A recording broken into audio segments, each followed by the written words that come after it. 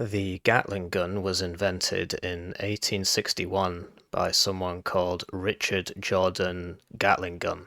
Yes, yes, I know it's not Warno, but the current patch is absolutely ridiculously unplayably shit. So here I am playing Age of Empires 3 Definitive Edition, and I'm up against somebody with 5,000 games, which is pretty typical. AoE itself has been out for AoE 3 has been out for 18 years. This man's name is Adult Fish Are Really Sleepy. To put that into context, I have about 500 games, and the reason this rank is so high is because the rank ladder never gets cleared. So I had this rank when the game first came out. I haven't played it in a while. So this game does have a replay facility, and it's a really good one. I'm playing as the UK, and my opponent's playing as the USA, one of the DLC divisions in this game. The game's set in the 1600s to the 1800s, and so naturally they added the USA. So it shouldn't really exist until age 3, but hey, what can you do? You can also tell it to track the player camera, so right now we're tracking my player camera, and we'll stop doing that now. So this is a pretty standard map. It's got a bit of water, it's got fish on it, it's got a bit of land. These are you get food, wood, and gold, just like standard Age of Empires. There's no stone, given the time period. There's no need for stone really. Buildings are made out of wood, and yeah, there's food on the map. These deer. If you shoot the deer, they run away from where you shoot. Do you see that? So there's a technique called herding, which you have to do if you want to win, where you slowly shoot them to get them under your town centre to protect your villagers as they gather them. So you can see that's what I'm doing there. You get a free recon unit. These are trading posts, so there are natives on the map. This is a DLC native, yeah, because obviously Jesuit priests aren't native, right? But there are natives like you know, the Iroquois, the Cherokee, people like that. And then they added some wacky ones, so you get Jesuit priests. And there are also these trading post sites, so if you build these, you get experience. When you kill stuff, you get experience, and this is the main thing that differentiates this game from the other Age of Empires, is that you have a deck, like in Warno, and as you get experience for killing stuff, for building these trade post sites, like a trade caravan comes by and gives it experience, so that's what they're useful for. You can spend it on these cards. And so this game is incredibly dynamic and incredibly fast-paced. It's incredibly fun. It's basically the exact opposite of the current Warno patch Mortier and the previous one Vincent. That's a game for slow old people. This is a game for the youth of today, the inheritors of the world.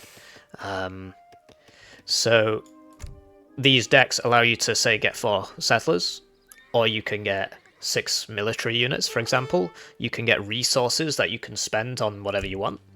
And so that enables some really cool tactics where you can like send 3 military cards and then go for an all-in attack, or you can send eco cards and try and drag the game out for a late game attack. So I'm playing as the UK. Might as well check my opponent's deck. So he does different things, right? And because he gets this wacky DLC thing as well. I'm playing as the UK. The UK was an original game civ. That's why I play it, because I played Age of Empires 3 when I was 8, and I played as the UK. I try and play as many civs as possible, but this is my second game in a year, or maybe 2 years. Oh, blimey, has it been that long? It's been 3 years, I think, maybe. Anyway, this game's free to play now, so if you want to play it, you can play it, and it's basically you can only play certain nations, and the nations are on a rotation. It's worth pointing this out. There's also treasure on the map, and that's guarded by these people, so you use your explorer to kill the guardians, and then you can get the treasure. So, UK, pretty interesting civ, one of the original ones. Basically, the UK's, because it's a default civ, the civ bonuses were quite normal, whereas all the DLC ones, their civ bonuses are wacky. So these guys get like free mills all the time. I mean, the nation shouldn't even exist. Is this very silly? Anyway, the UK, every time you build a house, you get a settler. So you might think no biggie, but basically there's a strategy you can use where you can send a card which makes houses cheaper, and you can send a card that gives you a trading post wagon for thought, you know, so I put that there. And by making houses cheaper, basically you do the British boom, where as soon as you age up, you switch everybody over to wood, apart from a couple guys that are still herding your foodstuffs. And then you start spamming out these houses. Every house you build gets you an extra villager, and this enables you to get a seriously big economy within a few minutes. Yeah, other nations can punish this. If you're just building villages all day, they can build an army and attack you. Thing is, the USA is also, well, yeah, so that's it for Britain. This is one of the many builds you can do. There's tons of different builds, because they're all based on these cards. So you can send a card that gives you loads of sheep, and then you can do a sheep thing. You can send loads of military cards and go for an attack. A popular strategy with every civilization is called a fast fortress, because age 3 is called the fortress age. And so, you know, we've aged up. Our age up bonus is an outpost wagon and some coin. His age up bonus was like cows and mills. So let's talk about the USA. The way the USA is played, to my knowledge, is that you want to do a fast fortress. You want to get to age 3 as soon as possible. So you spend most of your time defending, and then you get to age 3, and then you get Gatling guns. You get Gatling guns in the late 1600s, because it's a DLC division. This is pretty stupid, but what can you do? And yeah, so he gets these mills like basically for free, and mills have a slow gather rate. They're slower than the animals, which is why he's on the animals. But the thing is, they have loads of HP, so what you do is you make like a defensive wall of mills around your town centre while you're aging up. So I'm booming, and he's booming, but my boom will be faster than his boom. Well, he's not really booming, he's fast fortressing. He's trying to get to age 3, so then he can get some Gatling guns and kill me with the Gatling guns. So I recognise that I really need to try and stop him from booming, because he will overtake me. Like if he gets... I keep getting the words mixed up. If he gets to age 3, and I'm still in this position, I'm going to lose. So I need to slow down his age 3 as much as possible. And one of the many ways you can do this is that, so like you get a few sets of animals under your town centre, right? But once they die, you either switch to these mills, which gather quite slowly. Don't know if it tells you, actually.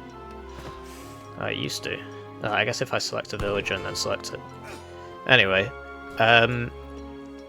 so I can basically secure map control and like starve him out. Another thing I can do is just walk some musketeers forwards and force him to get in his TC. When he gets in his TC, he gets this massive ranged attack, which is actually really strong. So you'll see that beginning to take effect now. Oh, it was shooting at this explorer, that's why he died. So you see that it basically two-shots one of my musketeers when you get 10 vils in there, and then it caps out. So I need to corral him. I need to stop him from gathering resources. But you know, he gets quite safe resources. These settler wagons are like better settlers, better villagers. He deploys these Minutemen, which this is another defensive option that all civs have, but the American ones are better because Minutemen, you know what Americans are like. And so basically you pay some gold and you get some surprise troops that pop out, and that's good for a defense, but they lose health over time, so you can't just pop them and use them to kill the enemy base, which I think you're pretty sure you used to be able to do a long time ago.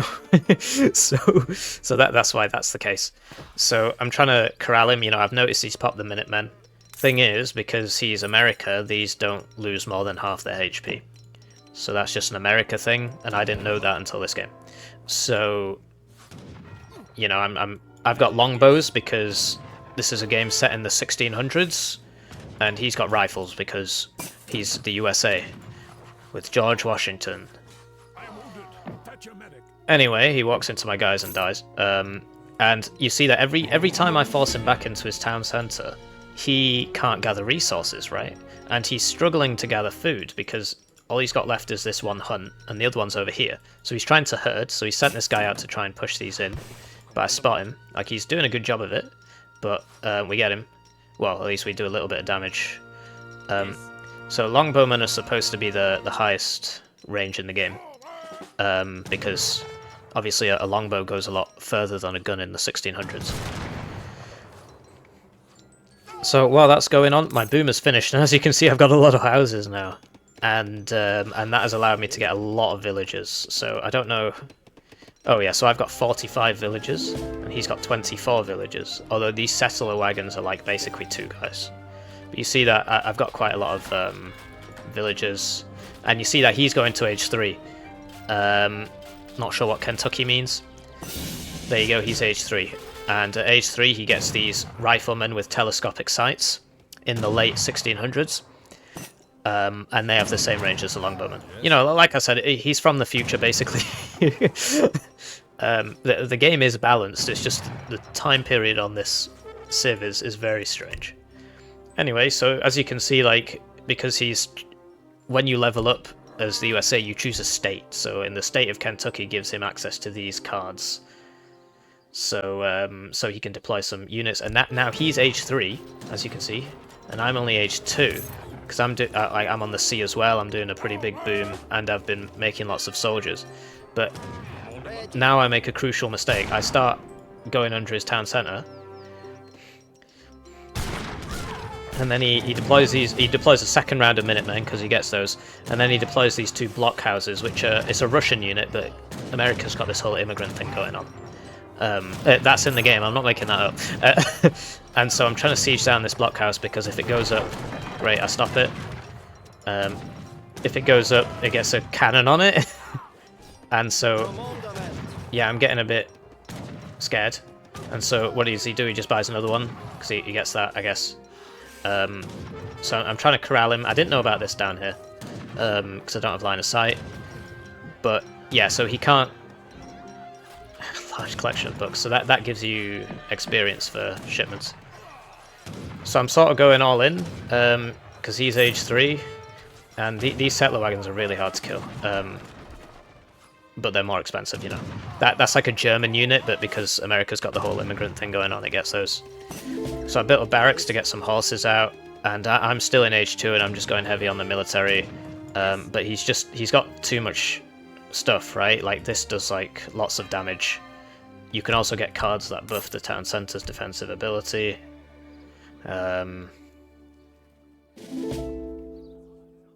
What? Okay. Yeah. So he's got all this American stuff going on, and now I'm weak basically because I'm an age behind him. So I'm still trying to keep him corralled a little bit. I get an extra villager. In the start of the game, every villager you get is big. You see, he's only got 24 vills, and I've got 56. And I'm not sure if that includes these, but it probably does.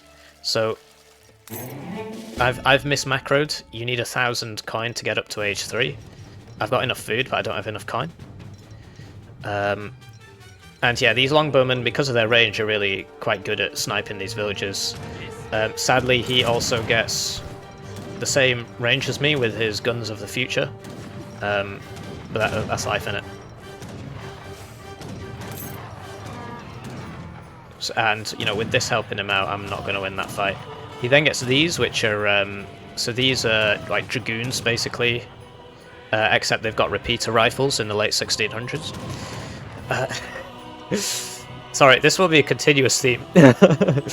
I don't like the addition of the USA to this game. And so, if I'd known about that would have been big, because I was like, where the hell is he getting his food from? He's not on the mills, because the mills are in front. But he's still getting loads of food. Like, I had these guys down there to watch this, but it turns out that he managed to get these guys around here. So if I'd killed all this game would have ended here. But I don't know about it, and that's fog of war. That's your recon. You know, my explorer. I should be moving him around. I should just send odd units. Like, I thought I had a pretty good picket line, but he's somehow managed to get these guys through, and so he's still able to gather the food, even though I've kept him in his base because I haven't done it properly. He's microing a bit incorrectly here. Like, he sends these, so that the sharpshooters are bad against cavalry. Dragoons are good against cavalry. But sharpshooters and skirmishers are good against dragoons. So it follows a sort of logic you can understand, right? So the dragoons in real life would be good against cav because they can just sort of run around and shoot them. The skirmishers would be good against heavy infantry because they're slow, and the skirmishers are good against dragoons because this is a bigger target, right? But the way it's done in the game is that you have modifiers, so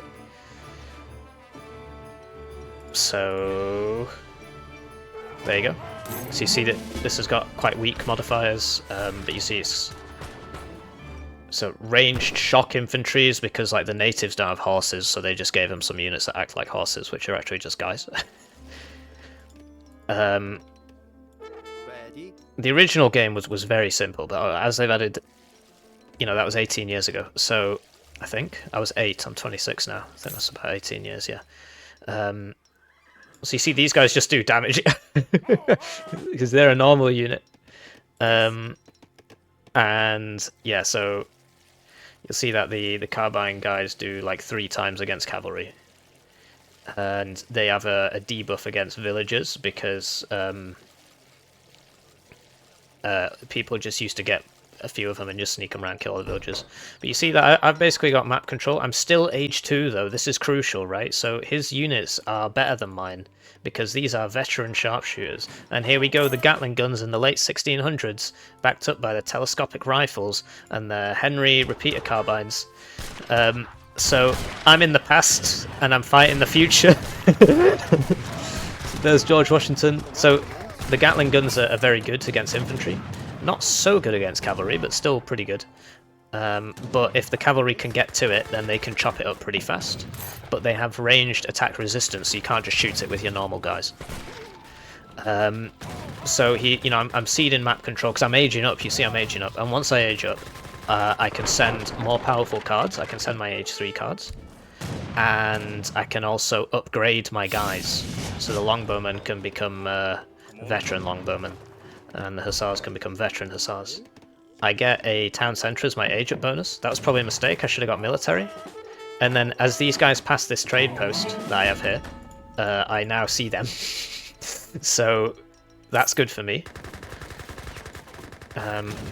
So yeah, this was a mistake. I accidentally rushed these guys through because of where the reinforcement was. I'm trying to select these villages, but it keeps selecting the military. It's just a setting that I need to find out how to fix. I've not played this game for over 2 years. And yeah, the game's free to play. But here we go. So I find the villages, and he's got no one here, so I just send a couple hussars. I can't afford to lose too many. With my first shipment, I buy 2 cannon. So he can get 3 Gatling guns, but I can get 2 cannon. The Gatling guns are better against soft targets. The cannons are better against hard targets. And yeah, so I'm he's focusing on this, so I'm raiding his backline, killing all his vills. I'm killing all his vills, so that's going really well for me. But this is pretty scary, and I'm just pulling back. I'm just buying time. The thing with playing Britain is that if the enemy destroys your houses, you can build another one and get a free settler. So that's great news, right? So that's why I put all my houses in front of my base, so that he can destroy those. To be honest, he's made a mistake. He should have gone for the barracks. And now I've got veteran hussars, veteran musketeers. This hasn't come through yet, and so now I'm attacking, and you see that the cannons are pretty meaty. He wants to hand attack these cannons, and so that's why you put units in front of them. Units have mass. I get these 3 guys around to the Gatling guns. These guys are shooting them. These guys are hitting these veteran sharpshooters. I get some culverines. These are anti-artillery, so they're like snipers basically, because it's a smaller barrel. But a standard falconet has more range than a Gatling gun. But hey, at least I'm using time period historical accuracy units. He's using just mystery men. So at this point, I've taken out his army. We're in the same age now, and my economy's just in a much better shape than his because I've been killing all his vills. Or at least I killed some of them. Looks like I sent 2 hussars. I guess they managed to overwhelm them because I think American villages are tanky because whatever. America. Oh, never mind. He probably just sent an upgrade or something. 3 ranged attack. Yeah, he's got a longer range than me. Oh well, whatever. So now I start sieging down, and once again I'm making this mistake of sieging down the mills. I need to go for the important things. So I'm trying to cut him off from the town centre and kill these guys. But yeah, this game is very over. I have the falconets. I have the culverines instead in case he pops some more stuff. I've got these heavy infantry, veteran musketeers. And yeah, we begin sieging the town centre. These guys are good against musketeers, so you gotta maneuver your army around. But he's just sort of pissing about now. He's just sending his villagers to attack me. Yeah, I'm just like pouring out the units. This game is over. So let me know what you think. This game has a really good post-game screen, which Warno does not have. And as you can see, things die in this game, unlike in Warno. So yeah, I think so he's got 5,000 games. I've got 400. I guess he was having a bad day or something. But I think my strategy beat his strategy, because he was trying to get to age 3. I mean, I'm by no means an expert, but I managed to inflict so much damage on him that, like, look, you see, this is me taking off, and he's not taking off. He's getting worse. Then he gets age 3, and then he can't really take advantage of it. But if I hadn't harassed him there, if he'd reached age 3 like a minute earlier, while I was still booming, then, because you see that's my villager count, right? This is when, house construction begins to take off, basically. So if I had not focused him down at the start and exploited his greedy strategy, then I would have lost. So you got graphs for everything: military, all population, how much wood did you mine, how many idle villagers did you have. Uh-oh, it looks like I'm a bad player. But yeah, it's DE's not as good as the default Age of Empires 3. It's got lots of quality of life things. It's just there was a lot of, they went through it with the woke stuff. So, it's a game about colonialism. They removed all references to colonialism in this game about colonialism. So they changed colonial militia to town militia. They changed Age 2 from colonial age to commerce age. Yeah, there are lots of other things which are a bit silly, really, just sort of Microsoft things. But anyway, let me know what you thought of the game. I know it's not Warno, but I really do hate the current patch Mortia. So, well, it's not as bad as Vincent, but that's not saying much. Yeah, GG.